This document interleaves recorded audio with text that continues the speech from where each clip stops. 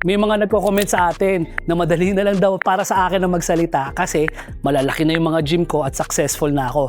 Pero kung ngayon ka lang nanonood dito sa video ko, papakita ko sa inyo paano ako nagsimula. Maaring ngayon lang kayo nakapanood ng mga videos ko at nakikita nyo na ganito kalalaki na yung mga gym natin.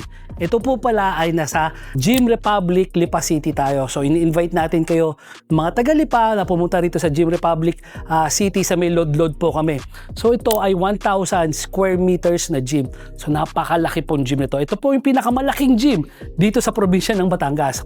Ako, hindi po ako nagsimula na ganito kalaki ang gym ko. Nagsimula ako sa maliit na gym, yung 30 square meters na gym ko. 5 taon po ako na nagpatakbo ng gym ko sa garahe ko lang, sa sariling property ko.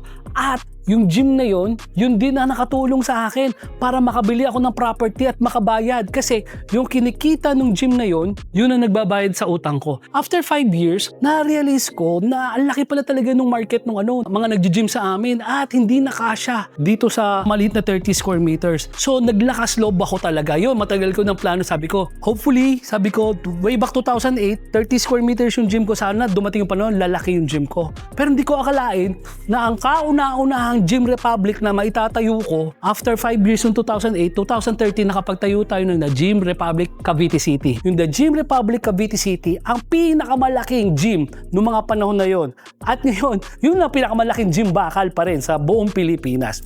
1,200 square meters.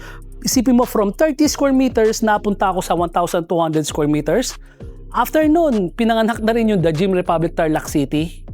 1,000 square meters at nakikita nyo sa likod, The Gym Republic Lipa City na another 1,000 square meters.